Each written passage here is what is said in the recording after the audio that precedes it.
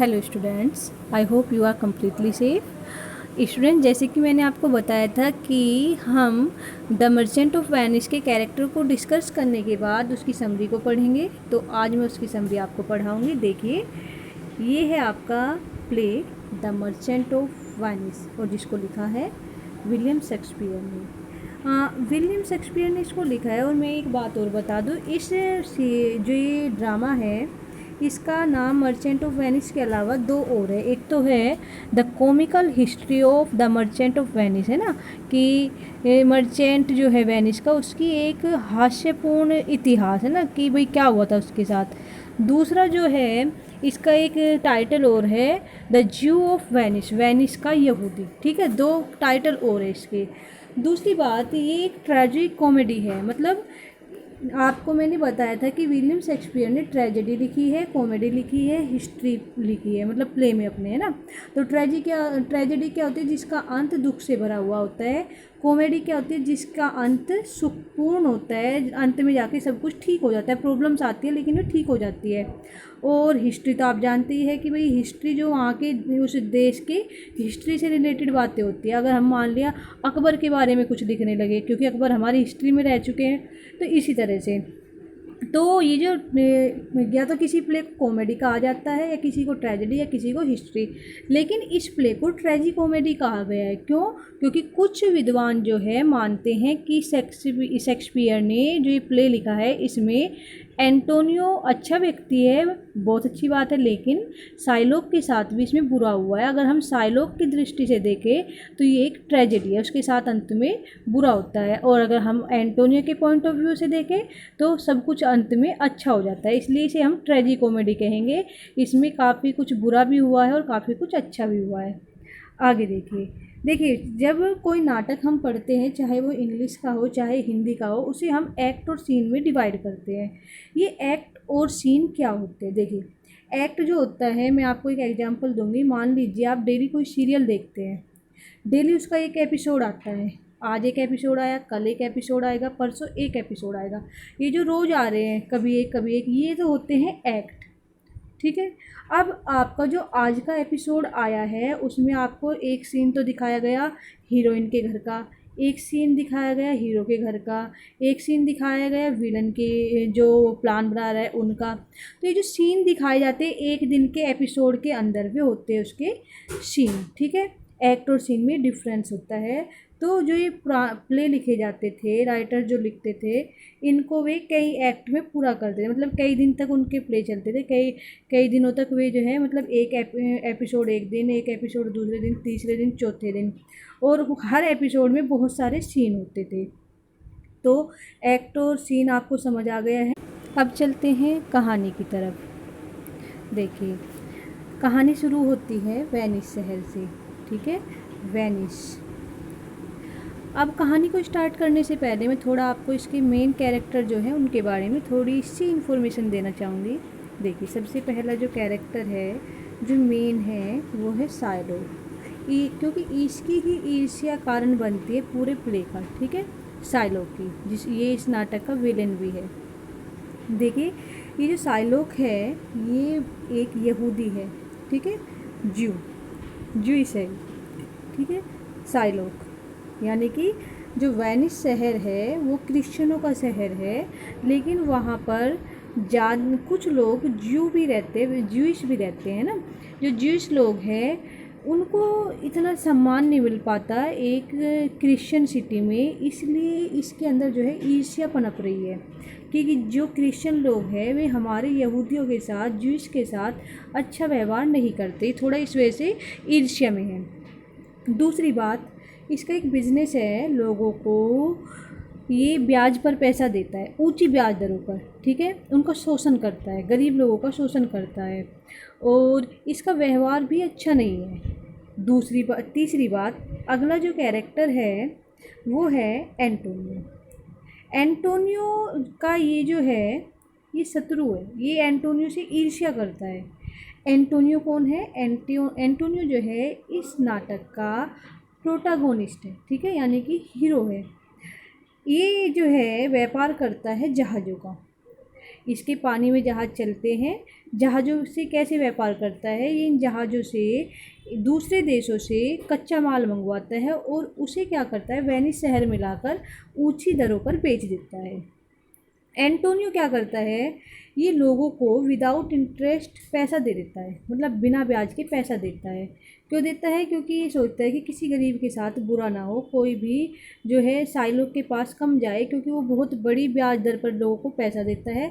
और क्योंकि मैंने आपको बताया था कि क्रिश्चियन और जो मोमडन होते हैं वे अगर अच्छे होते हैं, मतलब धार्मिक होते हैं, तो वे ब्याज पर पैसा देने और लेने को बहुत बड़ा पाप मानते हैं। इसलिए इसके मन में ईर्ष्या पनपती है साइलोग से। साइलोग भी लोगों से जो है पैसा देता है वो ऊंची ब्याज दरों पर। अब देखिए, मैंने जैसा कि बताया कि भाई एक तो कारण दोनों की, ये इससे ईर्ष्या करता है और ये इससे ईर्ष्या करता है। क्यों करता है? एंटोनियो का तो कारण यही है कि ये लोगों को शोषित करता है साइलोग। क्यों करता है? कि ऊंची ब्याज दरों पर गरीब लोगों को पैसा देता है और उनका शोषण करता है। दूसरी बात, थोड़ी ईर्ष्या इसलिए भी है एंटोनियो के मन में कि ये क्रिश्चियन नहीं है, ये ज्यू है ना। और ज्यू के कारण, क्योंकि इसके ये ईर्ष्या क्यों करता है ज्यू होने के कारण, इसके इसलिए करता है कि ये इस बात को मन में लिए बैठा है कि क्रिश्चियनों का शहर है, क्रिश्चियन पूरा करेंगे। तो इस कारण से ये जो है साइलोग क्रिश्चियंस के प्रति बहुत ज़्यादा ईर्ष्या मन में रखता है। और यही कारण बन जाता है एंटोनियो की ईर्ष्या करने का, कि ये जो है ये क्रिश्चियंस से बहुत ज़्यादा जलता है। क्यों जलता है ये, है ना? इसलिए एंटोनियो इससे दो कारणों से ईर्ष्या करता है। और साइलोग का कारण क्या है? साइलोग, एक तो ये एंटोनियो जो है इसके बिजनेस को एक तरह से ठप कर रहा है। ये क्योंकि ऊंची ब्याज दरों पर पैसा देता है, जब ये फ्री में ही पैसा दे रहा है, बिना ब्याज के पैसा दे रहा है, तो लोग क्या करते हैं, वे इसके पास नहीं जाते, इसके पास आ जाते हैं पैसा लेने के लिए। लोगों की मदद करता रहता है, ठीक है। साइलोग को लोग पसंद नहीं करते हैं इसे, ये लेकिन इस पर कोई फ़र्क नहीं पड़ता। ये सोचता है नापसंद करने तो मैं तो लोगों की एक तरह से मदद ही करता हूँ, इनके काम ही आता हूँ। जब उन्हें कहीं पैसा नहीं मिलता तो मैं ही तो देता हूँ, करने तो मेरे से ईर्ष्या, लेकिन सब मैं तो एक तरह से सबकी भलाई करता हूँ, ठीक है। तो ये जो है दोनों इसके मुख्य पात्र है, ठीक है। और दूसरा कारण ये भी है साइलोग का कि ये क्या है, ये क्रिश्चियन है और ये एक यहूदी है, और ये बहुत ज़्यादा ईर्ष्या करता है क्रिश्चियन से।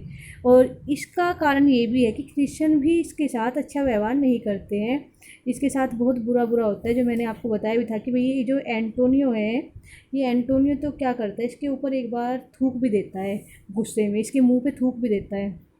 तो इसका बहुत शोषण भी होता है एक तरह से। अब शुरू करते हैं कहानी। कहानी जो शुरू होती है, पहला एक्ट और पहला सीन, ठीक है। यानी कि पहले दिन का एपिसोड है और उसका पहला ही सीन है। कहाँ पर है? सबसे पहले एंटोनियो से शुरुआत होती है कि एंटोनियो बैठा हुआ है, दुख में डूबा हुआ बैठा हुआ है ये। तभी क्या होता है, इसके पास आते इसके दो दोस्त। कौन कौन? देखिए, एक तो सैलरिनो जो मैंने बताया था आपको, और दूसरा है सोलेनियो। ये दोनों दोस्त आते हैं, एक ये और एक ये दोनों आकर इससे एंटोनियो से उसके दुख का कारण पूछते हैं। तो दोनों अपने अपने अंदाजे फिट करते हैं। कोई कहता है कि इसके जहाज़ उस पर जा रहे इसलिए दुखी है, कोई कहता है किसी लड़की के उसमें दुखी है, लेकिन एंटोनियो सारी ही बातों को मना कर देता है। एंटोनियो ये कहता है कि नहीं, मुझे खुद ही नहीं पता कि मैं परेशान क्यों हूँ। इतने में क्या होता है, इसके तीन दोस्त और वहाँ पर आ जाते हैं एंटोनियो के, ग्रेसियानो, बेसेनियो और लोरेंजो। ये तीन दोस्त आते हैं, ये भी अपने अपने अंदाजे फिट करते हैं। ग्रेसियानो ये कहता है इससे, बेसेनियो से, कि भाई बेसेनियो, ये जो एंटोनियो है ये बहुत ही ज़्यादा संवेदनशील है, बहुत ज़्यादा, मतलब जो है एक तरह से इमोशनल है। ये कहना चाह रहा है, ग्रेसियानो क्या कहना चाह रहा है, जो बात मैंने आपको बताई थी कि जो ये एंटोनियो है ये होमोइरेटिक है, यानी कि ये जो बेसेनियो है इसके प्रति वो दूसरी फीलिंग रखता है, एक दोस्त वाली फीलिंग नहीं रखता है। तो ग्रेसियानो इनडायरेक्ट वे में यही कहता है कि जो है एंटोनियो इसलिए दुखी है, वो ये जानना चाहता है जिस औरत से तुम प्यार करते हो उसका नाम बता दो। तो बेसेनियो बहाने बनाता है कि नहीं, ऐसा कुछ नहीं है, मैं किसी से प्यार व्यार नहीं करता हूँ, मैं तो जो है बस ऐसे बिना मतलब में तुम उल्टी सीधे झूठ बोल रहे हो, ऐसा कुछ नहीं है। फिर क्या होता है, ये दोनों चले जाते हैं, ग्रेसियानो और लोरेंजो चले जाते हैं, बेसेनियो बचता है बस। फिर बात होती है बेसेनियो और एंटोनियो के बीच। बेसेनियो जो है एंटोनियो से बात कर, देखिए पहले आपको मैं थोड़ा बेसेनियो के बारे में बता दूँ। ये बहुत ही ज़्यादा, वैसे तो बहुत अच्छा व्यक्ति है, बहुत सम्मानित व्यक्ति है, अच्छा व्यक्ति है, लोग इसे पसंद करते हैं, लेकिन इसकी ख़ास बात ये है कि ये अच्छा बिजनेसमैन नहीं है, कोई भी व्यवसाय ढंग से नहीं करता है, कोई किसी भी काम को लेके ही जो है बिल्कुल भी सीरियस नहीं रहता है। सारा दिन पार्टी करना, मौज मस्ती करना, इनमें बिजी रहता है, लेकिन पैसे कमाता नहीं है। और ये इससे जो है अपने दोस्त एंटोनियो से पैसा उधार लेता रहता है। एंटोनियो इसकी मदद करता रहता है और आज भी ये किसी मदद के लिए ही आया है। अब ये क्या करने आया है देखिए।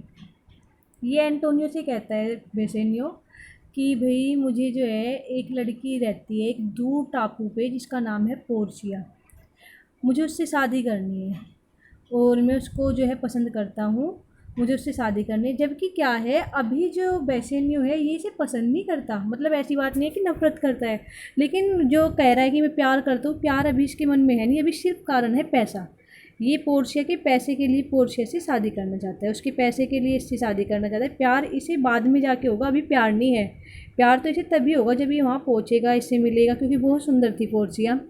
तो ये एंटोनियो से कहता है कि मैं उस लड़की को पसंद करता हूँ जो दूर टापू पे रहती है, उसके पिता ऐसे ऐसे गुजर गए हैं, वो उसके लिए एक वसीयत छोड़ के गई है जिसमें क्या लिखा है कि जो भी व्यक्ति सही कास्केट को चुन देगा वो जो है उसका पति बन जाएगा, उसी से जो है पोर्शिया शादी करेगी। उसके पिता की वसीयत में ऐसा लिखा हुआ है और मैं उससे शादी करना चाहता हूँ, लेकिन मैं ऐसे खाली हाथ वहाँ पर नहीं जा सकता, क्योंकि वहाँ पर बहुत बड़े बड़े राजकुमार आएंगे उसके स्वयंवर में और मैं भी उसमें भाग लेना चाहता हूँ, मैं उसे प्यार करता हूँ, मैं उससे शादी करना चाहता हूँ। तो ये कहता है कि उसके लिए जो है मुझे 3000 डुकेट्स की ज़रूरत है। ठीक है, ये मुद्रा थी वहाँ की, वेनिस शहर की 3000। ठीक है, 3000 डुकेट्स चाहिए मुझे, ताकि मैं जाकर पोर्शिया से शादी कर सकूँ, वहाँ पे मेरी कुछ इमेज बन जाए और मैं उससे शादी कर सकूँ। तो फिर एंटोनियो क्या कहता है, एंटोनियो कहता है कि दोस्त मैं तुम्हारी बिल्कुल मदद करता, लेकिन क्या बताऊँ मेरे पास फ़िलहाल केवल 500 डुकेट्स ही है, क्योंकि मैंने जो है अपना सारा पैसा कहाँ लगा दिया, मैंने अपना सारा पैसा अपने जहाज़ों पे लगा दिया। मेरे जहाज़ जो है गए हुए हैं माल के लिए, मैंने सारा पैसा उन पर लगा दिया है, इसलिए फ़िलहाल तो मेरे पास पैसा नहीं है। लेकिन हाँ, मैं जो है एक आदमी को जानता हूँ जो ब्याज पर पैसा देता है और उसका नाम है साइलोड। वो तुम्हारी मदद कर सकता है, हालांकि वो ब्याज पे देता है, कोई बात नहीं, ब्याज हम उसका दे देंगे, लेकिन मैं उससे तुम्हें पैसे दिलवा सकता हूँ। फिर एंटोनियो ये भी कहता है कि साइलोग जो है वो अच्छा व्यक्ति नहीं है, वैसे वो बुरा व्यक्ति है, फिर भी चलो हमें क्या लेना उसके अच्छे बुरे से, हमें तो पैसे से मतलब है, मैं तुम्हारी मदद करूँगा, हम चलेंगे उसके पास पैसा लेने। तो बेसेनियो भी तैयार हो जाता है।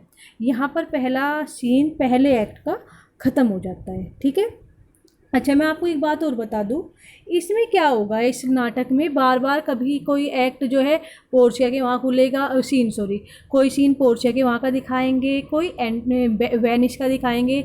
ऐसा क्यों कर रहे हैं, ये दिखा रहे हैं दो शहरों को, एक तो पुरुष प्रधान है और एक जो है स्त्री प्रधान है, मतलब स्त्रियों को उसमें सम्मान दिया जाता है, एक में स्त्रियों को सम्मान नहीं दिया जाता।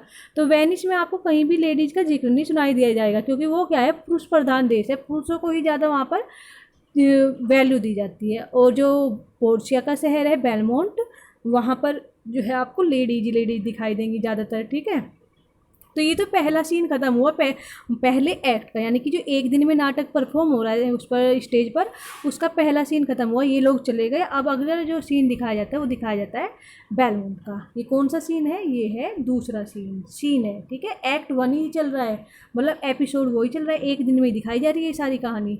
दूसरा सीन खुलता है बेलमोंट में, कौन कौन दिखाई गई, पोर्शिया और नेरेशिया, ये दोनों आपस में बात कर रही है। पोर्शिया दुखी है, बहुत ज़्यादा दुखी है, और तो नेरेशिया उससे पूछती है उसके दुखी होने का कारण कि तुम ऐसे उदास क्यों हो। तो पोर्शिया अपने दुख का कारण बताती है, कहती है कि मैं दुखी हूँ अपने पिता की जो विल है, यानी कि जो वसीयत है उसके कारण दुखी हूँ। उनके पिता क्या करके गए थे, वसीयत में 3 कास्केट छोड़ के गए थे, मतलब एक वसीयत छोड़ के गए थे, उसमें लिख के गए थे, 3 संदूक बना के गए थे कि इन संदूक में से जो भी सही संदूक को चुन देगा, सही संदूक कौन सा होगा, जिसमें पोर्शिया की तस्वीर निकलेगी, और जो भी उस संदूक को चुन देगा उसी से ही पोर्शिया की शादी होगी। अच्छा, अब जो है इसमें कोई भी चुन नहीं पा रहा था, क्यों नहीं चुन पा रहा था, सबसे पहली बात तो इसमें जो था भाई सही तुक्का लगाना मुश्किल हो रहा था, तुक्के का ही गेम था ये। ठीक है, और दूसरी बात कोई इसे चुनने के लिए इसलिए भी तैयार नहीं होता, बहुत सारे लोग आए थे लेकिन ज़्यादातर क्या होते थे, पोर्शिया से बात करते थे, बातचीत करके चले जाते थे। कोई भी चुनने के लिए तैयार ही नहीं होता था इन कास्केट को। क्यों नहीं होता था? क्योंकि विल में एक बात और लिखी हुई थी कि जो भी इंसान इन कास्केट को चुनेगा और अगर वो गलत कास्केट को चुनता है तो पूरी ज़िंदगी उसे शादी नहीं करनी, वो कुंवारा ही रहेगा अगर वो गलत कास्केट को चुन देगा। तो इस डर की वजह से कोई भी इन्हें चुनने के लिए तैयार नहीं होता था। बहुत कम लोग इन्हें चुनने के लिए तैयार होते थे। उनमें मैंने 2 नाम आपको बताए भी हैं जो चुनते हैं, तीसरा तो बेसेनियो ही है। और भी जो कास्केट थे, एक का कलर गोल्ड था, एक का सिल्वर था और एक लीड का था, ठीक है। यानी कि एक सोने के कलर का था, एक चांदी के कलर का था और एक कांसा था, ठीक है। इस तरह से कलर उनके थे। तो पोर्शिया कहती है मैं तो इससे ऊब गई हूँ, मुझे तो ये सारा जो संसार है ये बिल्कुल जो है नीरस लगता है, मेरा बिल्कुल मन नहीं है, मेरे पिताजी कैसी विल छोड़ के गए, ये तो मेरी परेशानी का कारण हो रहे हैं। तो फिर जो है नेरेशिया कहती है हाँ आपको कैसा पति चाहिए। तो आपस में इनका वार्तालाप चलता है, पति हर एक का जो है एक्सप्लेन करती है पोर्शिया, जो भी शूटर वहाँ पर आए रहते हैं जो इनसे शादी करने के लिए आते हैं, नेरेशिया करती है, नेरेशिया उनका वर्णन करती है। पोर्शिया हर किसी को रिजेक्ट करती रहती है कि इसमें ये कमी, इसमें वो कमी। तो फिर जो है नेरेशिया जिक्र करती है बेसेनियो का कि बेसेनियो कैसा रहेगा।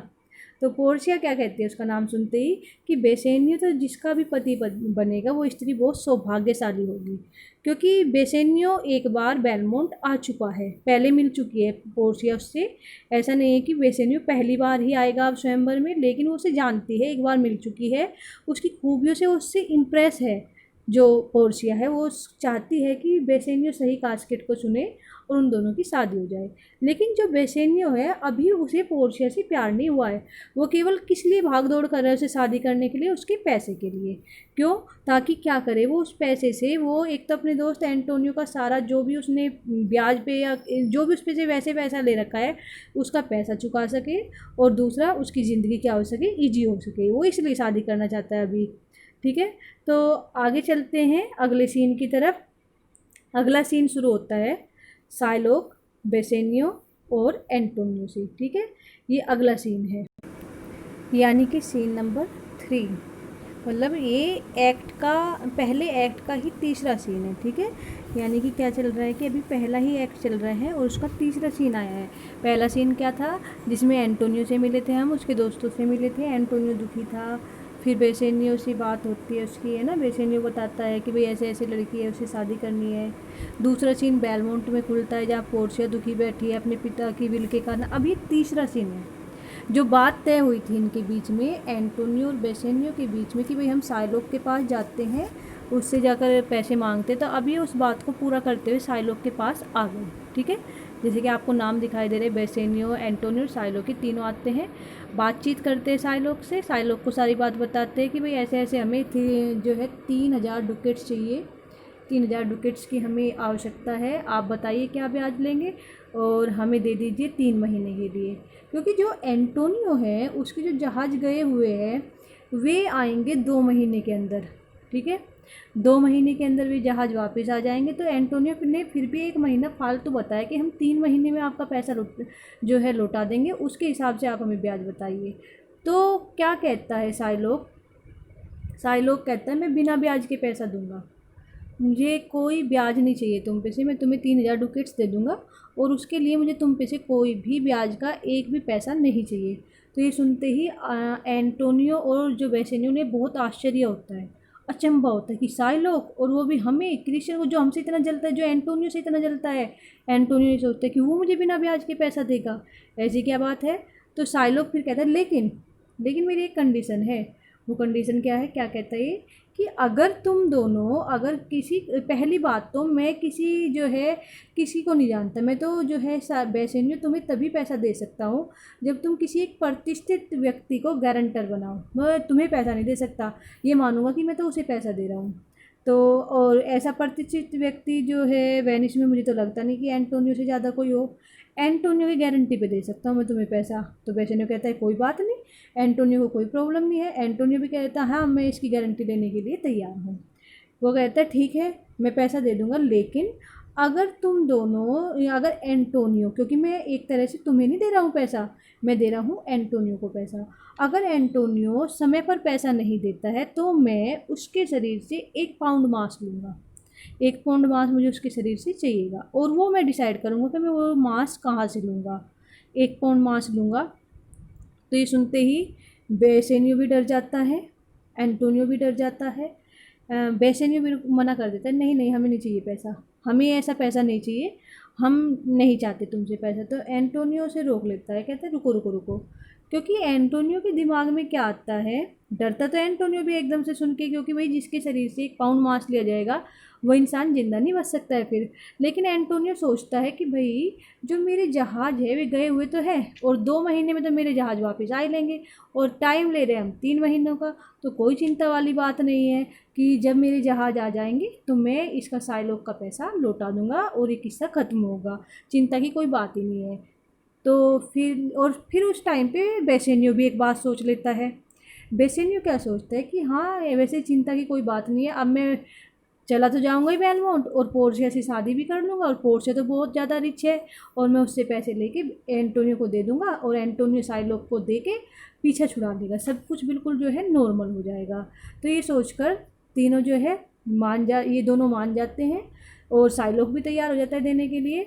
तो साइलोग कहते हैं ठीक है, तो भाई पैसा दे दूँगा मैं आपको, पहले बॉन्ड भरना होगा, ऑफिस आ जाइए बॉन्ड भर दीजिए और तब उसके बाद पैसा दिया जाएगा। तो ये सारे चले जाते हैं, ऑफिस में बॉन्ड भर लिया जाता है। बॉन्ड भरने के बाद एंटोनियो, साइलोग और बेसेनियो बाहर खड़े हुए हैं ऑफिस के।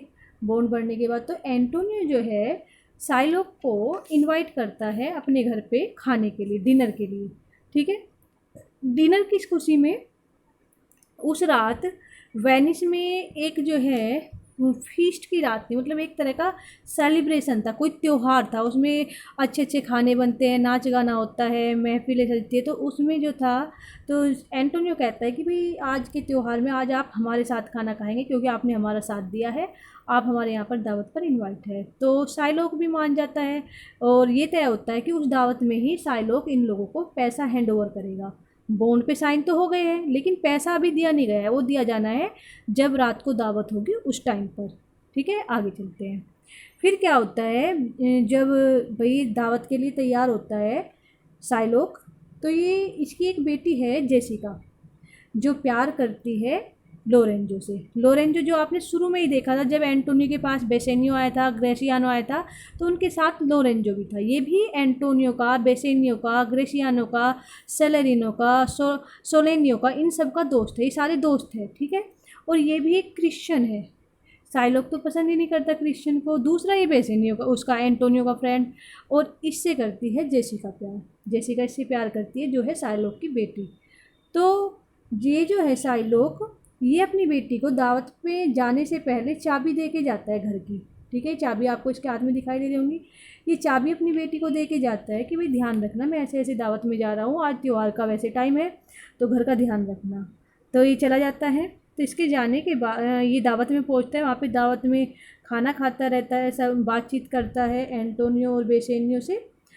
ये तीनों वहाँ पे इन्हें ये पैसा हैंड ओवर कर देता है साइलोग। और उस दूसरी तरफ क्या होता है, इसकी जो बेटी है जेसिका, वो सारा जो ज्वेलरी वगैरह होती है वो पैक कर लेती है घर से भागने के लिए, क्योंकि ये अपने पिता की इसमें बिल्कुल भी खुश नहीं है, अपने पिता के घर की लाइफ में। ना तो इसे जो है अपने पिता का व्यवहार अच्छा लगता है, ना वहाँ की लाइफ, वो इसे बहुत जो है बिल्कुल स्वतंत्र जीवन नहीं जीने देता, इसलिए बहुत परेशान है, दुखी है, ये जीना नहीं चाहती अपने, ये चाहती है तो मैं मर जाऊँ या फिर मैं जो है भाग जाऊँ यहाँ से, मुझे अपने पिता के घर की लाइफ बिल्कुल पसंद नहीं है। तो ये वो सारा पैसा वैसा, ये सारी ज्वेलरी पैक कर लेती है। और इसी ज्वेलरी में एक अंगूठी होती है जो इसकी माँ ने इसके पिता को दी थी, ठीक है, वो भी ये रख लेती है। अगला सीन शुरू होता है। ये सीन होता है एक्ट 2 का, और सीन 1 है ये, ठीक है। अब दूसरा एक्ट शुरू हो गया, मतलब पहले दिन की कहानी तो ख़त्म, अब अगले दिन की कहानी शुरू होती है, ठीक है। इस कहानी में हम मिलते हैं प्रिंस ऑफ मोरक्को से, ठीक है, जो कौन है, शूटर है पोर्शिया के, ठीक है। और ये पोर्शिया से बातचीत कर रहे हैं, ये पोर्शिया को ये कह रहे हैं कि पोर्शिया जो भाई सुंदर है, उससे कह रहे हैं बहुत सुंदर है पोर्शिया, उससे कहते हैं कि आप मेरे काले रंग की वजह से मुझे रिजेक्ट मत करना, मेरे काले रंग के अंदर जो प्यारा सा दिल है उसे देखने की कोशिश करना, मैं आपको बहुत रिस्पेक्ट दूंगा, बहुत केयर करूंगा आपकी। तो पोर्सिया बदले में कहती है कि मैं खुद मजबूर हूँ, अगर आप सही कास्केट चुन देते हैं तो मैं आपसे ही शादी करूँगी, मैं मजबूर हूँ, मेरी मैं आपकी वो कहता है कि आप मेरी मदद करना कास्केट चुनने में। तो वो कहती है मैं मदद किसी की नहीं कर सकती हूँ, मैं तो केवल इतना कर सकती हूँ, जो भी कास्केट को चुनेगा मैं उससे शादी करूँगी, ये मेरे पिता की विल में लिखा हुआ है, मेरे इसमें कोई रोल नहीं है, मैं अपना पति चुनने के लिए स्वतंत्र नहीं हूँ। ठीक है, फिर अगला सीन शुरू होता है। अगले सीन में हम मिलते हैं लॉन्सलॉट गोबो। ठीक है, ये लॉन्सलॉट गोबो है, जो मैंने क्या बताया था, एक क्लाउनिश फिगर है ना, बिल्कुल एक क्लाउन की तरह है, जोकर की तरह है। ये अपने पिता ओल्ड गोबो से कहते हैं, आपको ये भी बताया था मैंने, लॉन्सलॉट गोबो जो है ये नौकरी करते हैं साइलोक के यहाँ पर, लेकिन ये साइलोक की नौकरी को छोड़ देते हैं और फिर नौकरी किसके यहाँ करते हैं, बेसेनियो के यहाँ। तो वो जो नौकरी छोड़ने से पहले का सीन है, ये तब का है। ये पहले तो दुविधा में थे, छोड़ूँ ना छोड़ूँ वहाँ की नौकरी, तो ये पक्का मन बना लेते हैं हाँ छोड़ना है, मुझे वो नौकरी छोड़नी है। अभी अपने पिता जो ओल्ड गोबो है उनको बता रहे हैं, उनके पिता से, ये अपने पिता से कह रहे हैं कि इन्होंने साइलोग के यहाँ से नौकरी छोड़ने का मन बना लिया पूरा। अब अपने पिता से कहते हैं कि मैं उसके यहाँ नौकरी नहीं करूँगा, मैं उसकी नौकरी छोड़ दूँगा, मैं नौकरी नहीं करना चाहता उसके यहाँ, वो तो एक जू है, हमारी बताओ क्या इज्जत रहेगी शहर में, क्या कहेंगे सब कि भाई ऐसे क्या गरीबत आ गई थी जो इन्हें एक जू के यहाँ पे नौकरी करनी पड़ी। और दूसरा उसका व्यवहार भी बहुत गंदा है, वो बहुत बुरा व्यवहार करता है मेरे साथ, तो मैं उसके यहाँ मैं एक जू से दब के रहूँ मुझे अच्छा नहीं लगता, और मैं उसकी नौकरी छोड़ दूँगा, मैंने मन बना लिया, और मैं उसकी नौकरी छोड़कर मैं नौकरी करूँगा बेसेनियो के यहाँ। ठीक है, कि जिनसे मैंने आपको मिलवाया भी था, और ये जो बेसेन ये मिलवाए होंगे इन्होंने कभी अपने पिताजी को लॉन्सलॉट गोबो ने, तो ये कहते हैं कि जो बेसेनियो है पिताजी, ये बहुत ही ज़्यादा अच्छा आदमी है, और ये जो है ये मुझे बहुत पसंद करता है ना, ये जो बेसेनियो है ये मुझे लॉन्सलॉट गोबो को बहुत ज़्यादा पसंद करता है, तो मैं नौकरी छोड़कर इसकी नौकरी करूँगा, मैं इसकी नौकरी में ही खुश हूँ। दूसरी तरफ जो होता है उसी सीन में, दूसरी तरफ जो है ग्रेसियानो आता है बेसेनियो के पास। वो ग्रेसियानो बेसेनियो से कहता है, दोस्त मैंने सुना है कि आप जो है बेलमाउंट जा रहे हो। तो बेसेनियो कहता है हाँ जा रहा हूँ मैं, क्या हुआ क्या बात, कहने लगा कि मुझे भी तुम्हारे साथ चलना है। तो बेसेनियो मना कर देता, नहीं तुम्हें बोलने का कुछ पता नहीं रहता है, तुम वहाँ पे कुछ भी बोल दोगे, क्योंकि मैंने बताया था कि एकदम मुंह फट आदमी है, बोलने का कुछ पता नहीं रहता है, कहीं भी कुछ भी बोल देता है, बहुत अश्लील अश्लील बातें करता है, गंदी बातें ज़्यादा करता है, मतलब गंदे जोक सुनाना, दो मीनिंग वाली बात कहना, तो इस तरह से इसे मना कर देता है। लेकिन ग्रेसियानो जो है कसम खाता है, कहता है पूरा विश्वास दिलाता है कि मैं वहाँ कोई भी ऐसी वैसी एक्टिविटी नहीं करूँगा, मैं बिल्कुल शांति से रहूँगा, जैसे तुम कहोगे वैसे रहूँगा। तो बेसेनियो तैयार हो जाता है, कहता है ठीक है तो तुम मेरे साथ चल सकते हो, बेसेनियो से ले जाने के लिए तैयार हो जाता है। फिर तीसरा सीन शुरू होता है।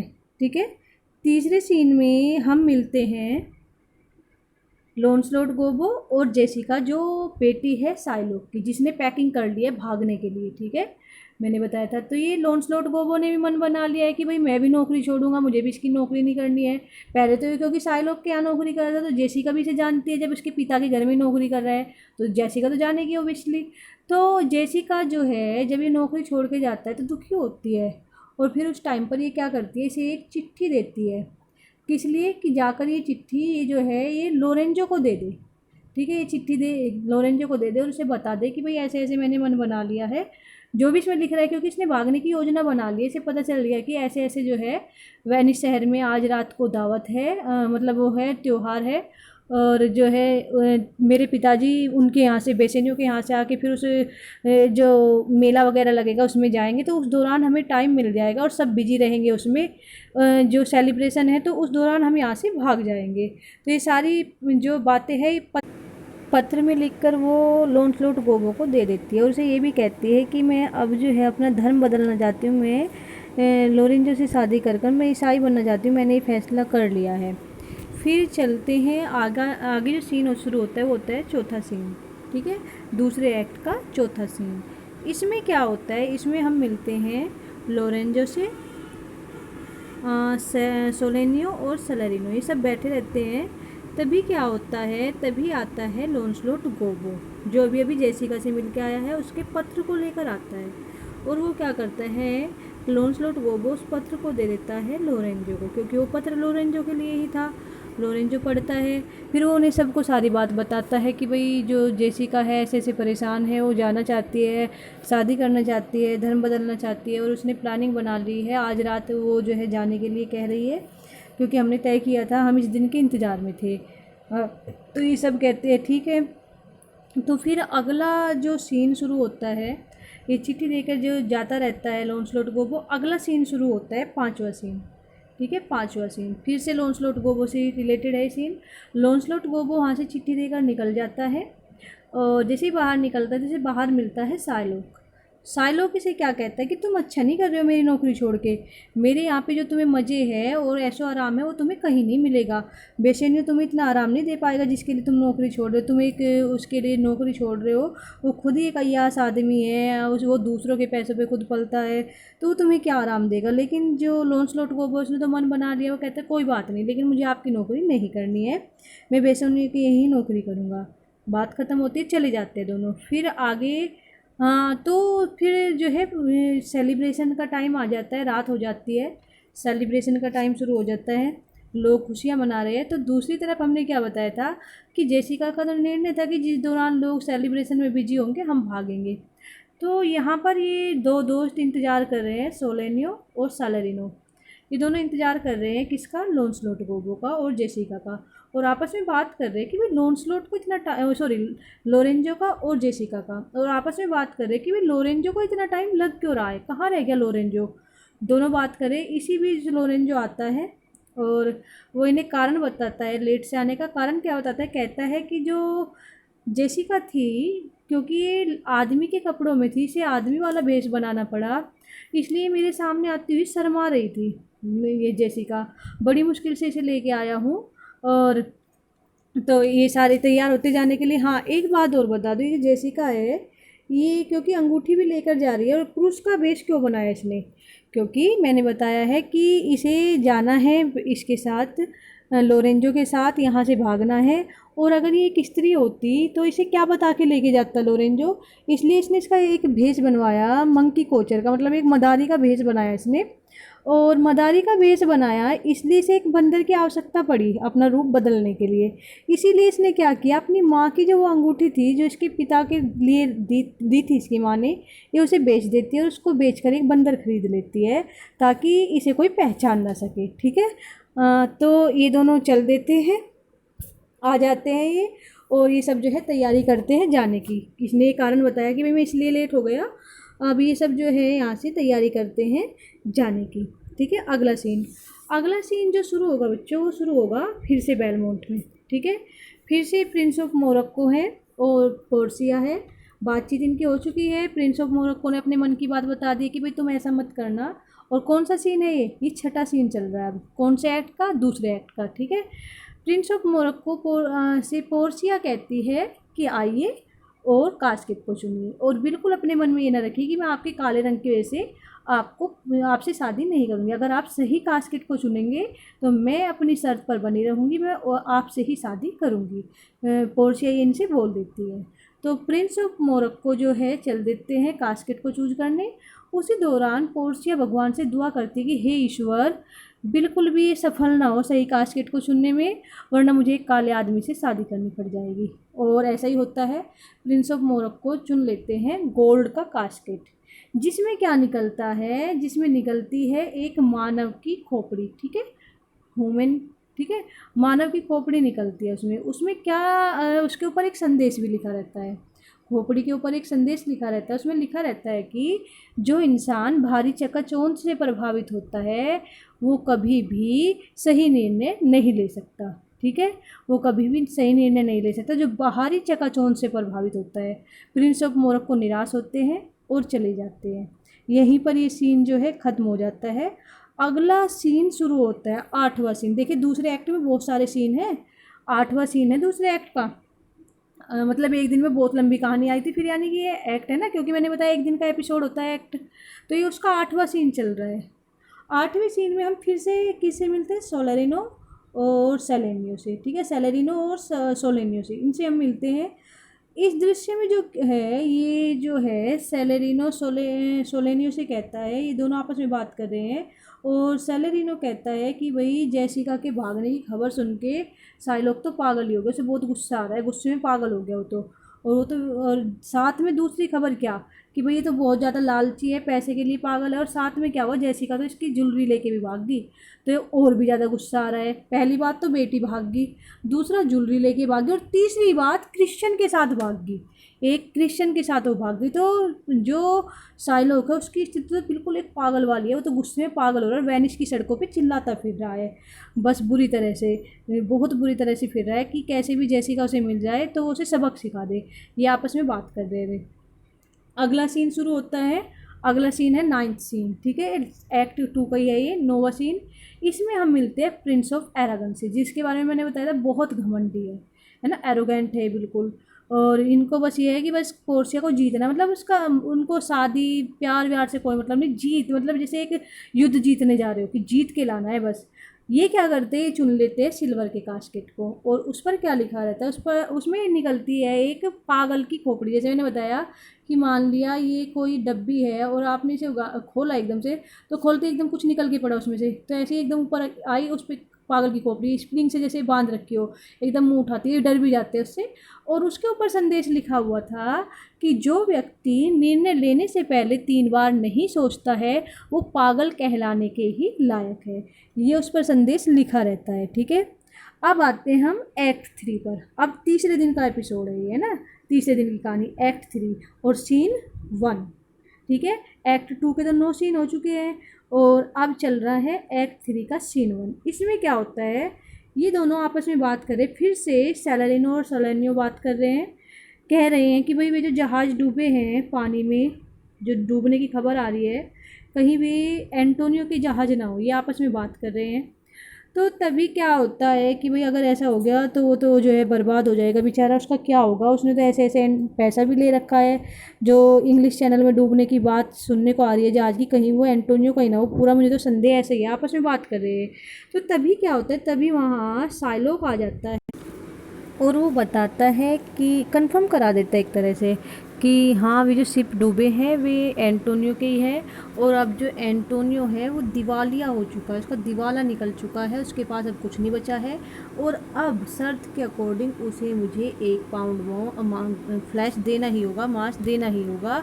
इस तरह से मेरी जो है प्रतिज्ञा पूरी हुई जो मैंने उससे बदले की ले रखी है। एक उसने क्या कहता है यहाँ पे, साइलोक इतनी चले कि उसी के कारण वो जो लोरेंजो है, वो लोरेंजो जो है मेरी बेटी को लेकर भागा है, और क्योंकि वो उसी का दोस्त है एंटोनियो का, मेरे हर साथ जो भी बुरा होता है उसमें क्योंकि एंटोनियो का दोस्त रहता है, एंटोनियो करता है, और मुझे इसीलिए हमेशा से उससे नफरत थी, और आज मुझे अपनी नफरत को बदला लेने का उससे टाइम आ गया, अब मैं उसे नहीं छोड़ूंगा। उसने मेरी मेरी इज्जत को बेकार किया है, मेरी बेटी को घर से भगाया है, साथ में मेरी संपत्ति को भी उसने जो है मेरी बेटी से लुटवाया है, वो मेरे सारे गहने लेकर भागे, क्योंकि संपत्ति को तो उसे इतना ज़्यादा प्यार था संपत्ति से। अब मैं आपको एक बात बता दूं, जब ये साइलोक को पता चला कि उसकी बेटी भाग गई, और वो गुस्सा तो हुआ, और देख तो उसने अपने आदमियों से क्या कहा, उसने कहा जाओ और जाकर उसे ढूंढ के लाओ जेसिका को, और चाहे वो मर जाए कोई चिंता नहीं है, उसके साथ कुछ भी हो मुझे उससे कुछ नहीं लेना, लेकिन